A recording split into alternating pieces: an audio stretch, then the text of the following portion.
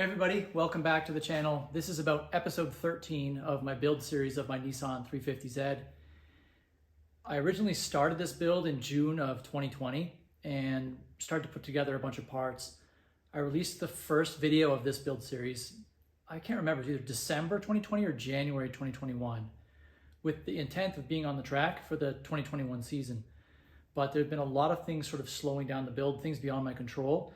And now here we are, episode 13, going on a year and a half of what was supposed to take, 3 or 4 months. And I haven't posted in about 3 months because nothing really big has happened. I wanted to give a quick update, just where things are sitting right now, just so I can have continuity with the build and what we're up to. Well, this was the Nismo version 2 replica front bumper from Shine Auto project that I ran for years. You could just see from going over bumps and just from being pelted with track debris and being taped that it was in awful shape. I mean, for a track car, you still could use it, but it was just extremely beat up, and I figured it was time for something new. I wanted to build the car right this time, so I decided to switch it up. The first things you'll notice is I have a new bumper cover for the front. I had a ton of bad luck about this as well. So I tried to order an OEM or authentic Nismo version 3 front bumper from Z1 Motorsports. I had the order placed, I had everything set to go, but then I received a notification that Nissan would not be providing the version 3 bumper anymore from Japan, and the wait might be extremely long, or it might just not ever come. I decided to order another bumper from Shine Auto Project because the first one I received, that version 2, wasn't so bad. I decided to go with Shine Auto Project over some of the other replica brands because it's the lightest. Because it's fiberglass reinforced plastic, it's a lot lighter than some of the competing replica front bumpers. For a track car, weight matters, especially on the front end. So that's why this brand name of bumper is a good choice. But the bad luck doesn't stop there. So not only could I not get an authentic one, when this was originally shipped to me, it was warned to me by Shine Auto Project that a lot of these are arriving damaged just because there's a labor shortage in shipping as well. And this makes their employees rush, and they don't care about the service they're delivering. They're just trying to get things done. So this arrived completely cracked in this section. Maybe I can throw in some video of that. And then I had to fight with the company because, it was obvious that it had shipping damage. So you can see I eventually caved in. I was fighting with the company to have the bumper replaced. They said they were never going to do that. I met a compromise where they said they would pay for a repair, so I had it repaired. And they still haven't paid me, so that's been several months of them not paying for the repair. The company was YRC Freight. So we'll see when I finally get that check. So you can see I've been sanding this, trying to get it nice and even. It's not fully ready yet. I got to sand it with a light grit just a bit more, just to make it a bit better looking, just because I've had nothing else to do. Once I'm done sanding it, it will be okay. The other thing that happened that was bad luck with this was I was supposed to have the entire car wrapped at the end of July when, it was supposed to be done. But then I received notification that the wrap color I had picked was one of the many discontinued by 3M. So I'd selected 3M Black Rose, and then I wanted this bottom section here to remain black. I tried painting it, it didn't turn out very well, and a friend of mine suggested, well, why don't you just use Plastidip? So I masked it off and used Plastidip in anticipation that the top section would just be wrapped 3M Black Rose. But I mean, now that wrap's not going to happen. So I might just have the entire car painted inside and out when it's finally done. This is the original Z logo that I ran for many years on the front of the car. You can just see from a lot of high-speed passes that it's completely sandblasted. Plus the chrome won't really look good. So I decided to pick up just a matte black Z logo for the front of the car. That will look better in keeping with everything else when it's done. A little more track car. So just a small touch. You can see I finally cut off this spare OEM rear bumper that I picked up from Michigan. I think I picked it up a few years ago, probably in 2019 I picked this up.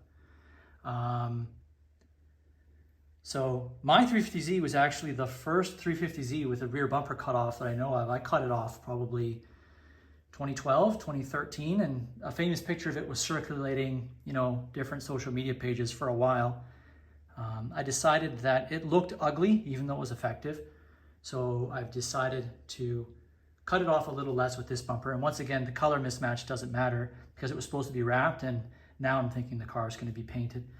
But I just cut it off flat across the bottom, and that eliminates some weight and some of the drag from that section of the bumper on the bottom. I get asked about that all the time, but it does make a difference in terms of drag and in terms of weight. So worthwhile doing if it's a track car, not worthwhile doing if it's a street car. But that's that. You can see I've got the OEM hatch just sitting here. That means the carbon hatch is on the car in storage.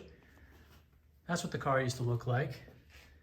Nismo version 2 front bumper, that's on the car. And that's the old splitter that I made myself. And that is actually sitting right here. So this is an alu panel splitter. This is like the 5th one I've made. They're very tough. They're light, cost effective. They work well. No problems with them. Other than that, they're a bit flexible. Sometimes they flutter, sometimes they bend. You can actually even see in this picture. Sometimes they bend a bit when they take a lot of aerodynamic downforce on them. So I've decided to try to switch materials this year. So out with the old and in with the new. So this is a 1/2 inch thick piece of birch plywood that when I get the car back, I'll make a new splitter for. I'll show you on a future video how easy they are to make, how easy it is to establish the outline. This is some bed liner. So it's a paint on bed liner.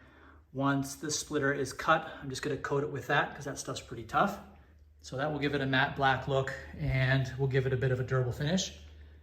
This time around, I'm gonna add some ramps, like mini diffusers to increase the downforce. And I'm gonna add some end plates to the side, just once again to make it a little more efficient at making downforce without adding too much drag. I'm gonna avoid canards or dive planes on the front because they don't actually make that much downforce, but they do add a lot of drag, so they're pretty inefficient. So my car still won't be that powerful, so it'll have to be an efficient track car. So I'm still gonna avoid canards or dive planes on the front bumper. So, side note, you've probably noticed this big car bubble. It's like a touchless car showcase I picked up for the Z06. It's actually super awesome. I'm so glad I got it. It's dusty where I live. I live in like farm country, so this keeps the dust off the car. If you want to find out more about that, let me know. But it stays self-supporting. The air that goes inside is filtered. It's on a trickle charger all the time. Anytime I want to get in the car, it's spotless, so that's pretty sweet. I kind of regret buying the Z06 sometimes. The goal was to have a Corvette that was both street and track duty, but I accidentally bought a Corvette that's so nice I don't like tracking it. I might trade that in for something LS3 powered, something a little more durable. The LS7 is nice, but it's known for making a lot of power but not being as durable as the LS3. So maybe something LS3 powered would make something a little better dual purpose track and street. But side note, that's Corvette stuff. I've also picked up a new drum of MS-109 race fuel. So when the car is eventually ready to be tuned and to compete, that's what we use. This stuff is extremely expensive. I can't remember how much. I'd have to look it up. It might be worthwhile, or it might be entertaining for me to post how much money I've spent getting this car rehabilitated, just waiting for the shop to put it together. The number is going to be quite high now with all of these expenses. So I also got a new helmet. It came in this awesome carrying case.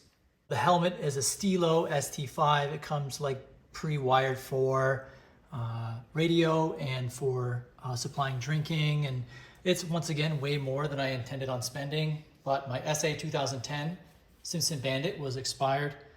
These went on a bit of a sale. So I decided, well, you usually never regret spending a little extra on safety equipment. So I went a little bit higher end with the helmet this time. I also picked up some new fireproof racing shoes and racing gloves. Both of them are Alpine Stars this time. Sort of replaces my shoes, which I've been wearing since 2012. They're about 10 years old. They have about 5 years of competition on them because that's all I've raced in that time frame, but you can just see these are completely worn out. So these will be a lot better. So if you've been following along, you'll see that we sort of tore into the engine. I don't remember, I think it was about April. We finally just said, it's the 11th hour, we have to tear into this engine. And when we opened the engine, we found that the pistons that were in the race engine were damaged, because the goal was always to just sort of refresh the block, put all the race parts on a new block and put it back in the car. But once we found that the pistons were damaged, at the 11th hour in April, we had to order new pistons. Those were supposed to come at the end of May. That actually wasn't too bad. They came at the beginning of June. So they've arrived, they're just sitting on the shelf, they're ready to go. So the parts are all there. It's just a matter of time before everything's installed. The shop has to be able to find the time to do the labor to get the car put together.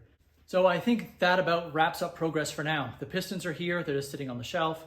I also, a company in Cambridge called Stripping Tech, they sold me all my wheels and tires for the season. The 18x11 plus 15 wheels, I found out won't quite fit. They need a 3mm spacer. So the same company that sold me the wheels and tires gave me a set of 3mm spacers. So those are in. So those should fit just perfectly and they're ready to go too. If you have any other questions about my build with 350Z, 350Z builds in general, G35s, 370Z or G37, let me know in the comment section below. Hopefully we can get the car out this year, that'd be nice. But we'll wait and see. I'm trying to be patient, and we'll see what comes together for the end of the season. I'd certainly like to get the car out there running, maybe even for the last event of the year. That would be great. Looks like all the main stuff's here. We just got to have time to get it assembled. When will that happen? I'm not sure. I've just been told soon. So we'll see. Okay, we'll catch you next time.